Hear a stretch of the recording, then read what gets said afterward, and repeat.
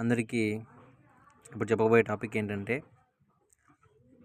ఈ ఎవరైతే degree BCom చేస్తుంటారో వాళ్ళకి అకౌంట్స్ అనే సబ్జెక్ట్ ఉంటుంది. వాళ్ళకనే కాదు, ఎంబీఏ కానీ బీబీఏ కావచ్చు. సో వీళ్ళలో అకౌంట్స్ అనే సబ్జెక్ట్ ఉంటుంది. దాంట్లో కాస్ట్ అండ్ మేనేజ్మెంట్ అనే సబ్జెక్ట్ అనేది డిగ్రీలో అయితే కంపల్సరీ ఉంటుంది. సో ఎంబీఏలో లేకపోతే బీబీఏలో ఉండొచ్చు, ఉండకపోవచ్చు. అలాంటి వారి కోసం ఉపయోగపడుతుందని ఈ యొక్క వీడియోని చేయడం జరుగుతుంది. సో దీంట్లో ముందుగా నేను చెప్పబోయే టాపిక్ ఏంటంటే, కాస్ట్ అండ్ మేనేజ్మెంట్లో కాస్ట్ షీట్ ఏ విధంగా ప్రిపేర్ చేయాలి అనేటువంటి టాపిక్ ఈ వీడియోలో చెప్పబోతున్నాను. ఓకే, అందరూ దీన్ని జాగ్రత్తగా గమనించండి. ముందు ఎలిమెంట్స్ ఆఫ్ కాస్ట్ చూసుకున్నట్టయితే 4 టైప్స్ ఆఫ్ ఎలిమెంట్స్ ఉంటాయండి. ఏవేవి అని అంటే, direct material, direct labour, direct expenses and over head expenses. Over head అంటే ఇండైరెక్ట్ ఎక్స్పెన్సెస్ అండి. ఇక్కడ చూడండి, ఫ్లో చార్ట్ చూడండి. ఎలిమెంట్స్ ఆఫ్ కాస్ట్ చూసుకుంటే first material, labour, other expenses. అందులో మెటీరియల్ అనేది డైరెక్ట్గానే ఉంటుంది, ఇండైరెక్ట్గానే ఉంటుంది. లేబర్ అనేటువంటి వారు కూడా డైరెక్ట్ లేబర్ ఉంటారు, ఇండైరెక్ట్ లేబర్ ఉంటారు. అలాగే అదర్ ఎక్స్పెన్సెస్ అంటే డైరెక్ట్ ఎక్స్పెన్సెస్ ఉంటాయి, ఇండైరెక్ట్ ఎక్స్పెన్సెస్ ఉంటాయి. సో ఈ విధంగా వచ్చినటువంటి డైరెక్ట్ ఇండైరెక్ట్లో కంపేర్ చేసుకుంటే, ఇండైరెక్ట్ ఏవైతే ఉన్నాయో వాటిని ఓవర్ హెడ్స్ అని చెప్పి అంటామండి. ఆ ఓవర్ హెడ్స్ మళ్ళీ 3 పార్ట్స్గా డివైడ్ అయ్యి ఉంటాయండి. దాంట్లో ఫ్యాక్టరీ ఓవర్ హెడ్స్ అని చెప్పి, ఆఫీస్ ఓవర్ హెడ్స్ అని చెప్పి, selling and distribution over heads అని చెప్పి 3 పార్ట్స్గా డివైడ్ అయ్యి ఉంటాయి. సో ఈ ఈ ఈ ఎలిమెంట్స్ ఆఫ్ కాస్ట్ బేస్ చేసుకొని మనం కాస్ట్ షీట్ని ప్రిపేర్ చేయడం జరుగుతుందండి. ఓకే, సో మెటీరియల్ అంటే మీకు అందరికీ ఆల్మోస్ట్ తెలిసిందే, లేబర్ అన్నా తెలిసిందే. అదర్ ఎక్స్పెన్సెస్ అంటే ఎక్స్పెన్సెస్. ఇప్పుడు ఫర్ ఎగ్జాంపుల్ ఒక ప్రోడక్ట్ని ప్రొడ్యూస్ చేసిన తర్వాత ఎక్స్పెన్సెస్ అనేటువంటిది ఖచ్చితంగా ఉంటాయి. ఎందుకనంటే ఎక్స్పెన్సెస్ ఖచ్చితంగా ఉంటాయి. సో అది డైరెక్ట్గాను ఉంటాయి. డైరెక్ట్గా వచ్చేసి మన ఫ్యాక్టరీలో కావచ్చు, ఇండస్ట్రీలో కావచ్చు, డైరెక్ట్గాను జరుగుతాయి.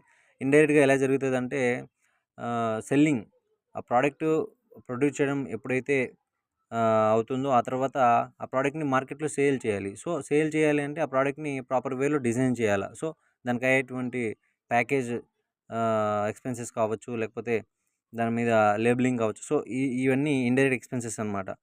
సో దాన్ని బేస్ చేసుకొని ఈ యొక్క ఫ్లో చార్ట్ ఎలిమెంట్స్ ఆఫ్ కాస్ట్ని బేస్ చేసుకొని కాస్ట్ షీట్ని ప్రిపేర్ చేయడం జరుగుతుంది. సో కాస్ట్ షీట్ ఏ విధంగా ప్రిపేర్ చేయాలనేది ఒక క్వశ్చన్ ఎగ్జాంపుల్గా తీసుకొని మీకు దాంట్లో క్లియర్గా నేను ఇన్ఫర్మేషన్ని ఇస్తాను అనమాట. ఓకే, అందరూ జాగ్రత్తగా గమనించండి. ఇక్కడ చూడండి, ఇక్కడ ఏమన్నాడంటే మనకు కాస్ట్ షీట్ని ఇక్కడ ఉన్నటువంటి బ్యాలెన్స్ షీట్ యొక్క ఇది ఆన్సర్ అండి. మనం ప్రిపేర్ చేసినటువంటి కాస్ట్ షీట్ ఇది. వాళ్ళు క్వశ్చన్లో ఇది మాత్రమే ఇస్తారనమాట. ఇది బ్యాలెన్స్ షీట్ అనమాట. సో పర్టికులర్స్, అమౌంట్ ఇది మాత్రమే ఇస్తారు. మనం ఆ కాస్ట్ షీట్ని ప్రిపేర్ చేయాలన్నమాట. దీన్ని బేస్ చేసుకొని ఏ విధంగా చేయాలనేది ఎలిమెంట్స్ ఆఫ్ కాస్ట్లో మీకు చెప్పానండి. డైరెక్ట్ మెటీరియల్ ఉంటుంది, డైరెక్ట్ లేబర్ ఉంటారు, డైరెక్ట్ వేజెస్, లేకపోతే అదర్ ఎక్స్పెన్సెస్ అనమాట. దీన్ని బేస్ చేసుకొని మనం ఇక్కడ కాస్ట్ షీట్ని ప్రిపేర్ చేయడం జరుగుతుంది అనమాట. సో ముందుగా చూసుకున్నట్లయితే ఇక్కడ చూడండి, బ్యాలెన్స్ షీట్లో వాళ్ళు క్లియర్గా ఇచ్చారనమాట. ఇక్కడ ఫ్యాక్టరీ ఓవర్ హెడ్స్ కింద ఏది వస్తుంది, అలాగే ఆఫీస్ ఓవర్ హెడ్స్ కింద ఏది వస్తుంది, అలాగే selling and distribution over heads కింద ఏది వస్తుంది అని చెప్పి వాడు ఆల్రెడీ మనకు బ్యాలెన్స్ షీట్లో ఇస్తాడనమాట. సో దాన్ని బేస్ చేసుకొని మనం ఏది ఎక్కడ వస్తుందని చెప్పి వేసుకోవాల్సి ఉంటుంది అనమాట.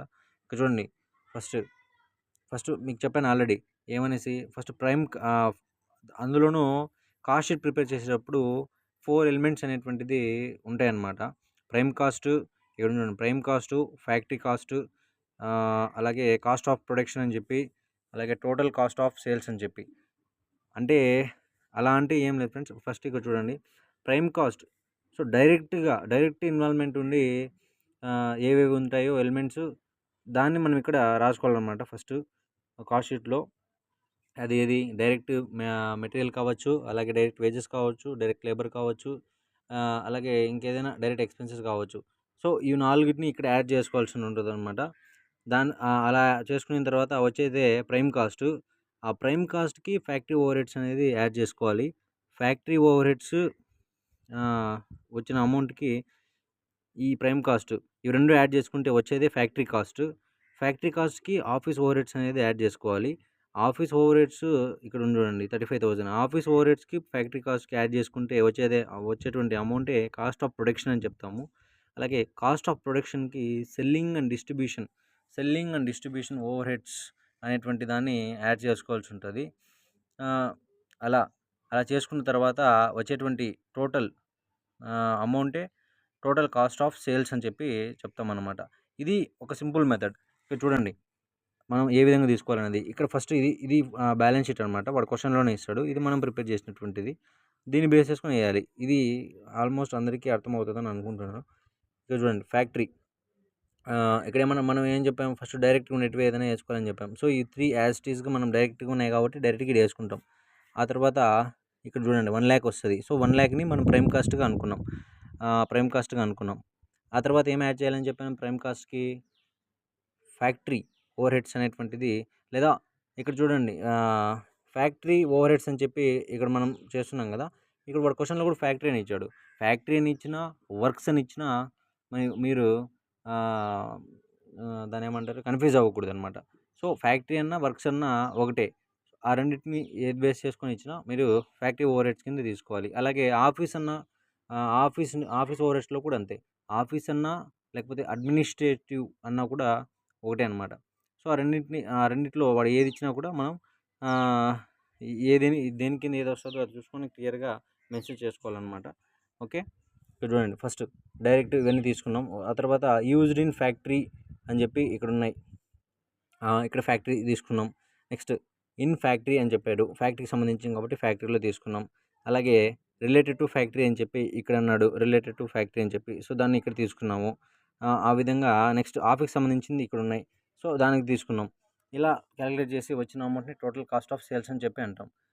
సో ఇది ఫ్రెండ్స్, ఈ విధంగా మనం సింపుల్గా కాస్ట్ షీట్ని ఏ విధంగా ప్రిపేర్ చేయాలనేది ఇది ఒక సింపుల్ మెథడ్ అనమాట. దీంట్లో ఇంకా 3-4 మెథడ్స్ ఉన్నాయి. సో ఆ మెథడ్స్ అన్నీ వచ్చేటువంటి ఫర్దర్ వీడియోస్లో నేను డీటెయిల్గా ఎక్స్ప్లెయిన్ చేయడం జరుగుతుంది. అలాగే ఇది మీకు తెలిసిన ఫ్రెండ్స్కి షేర్ చేసి వాళ్ళకి ఉపయోగపడే విధంగా చేయగలరని ఆశిస్తున్నాను. అలాగే చాలా వరకు వీడియోస్ చూస్తున్నారు కానీ లైక్ చేయడం లేదు. సో లైక్ చేసి మంచి వాల్యుబుల్ కంటెంట్స్ కోసం సబ్స్క్రైబ్ చేసుకోండి ఫ్రెండ్స్. Okay, thank you.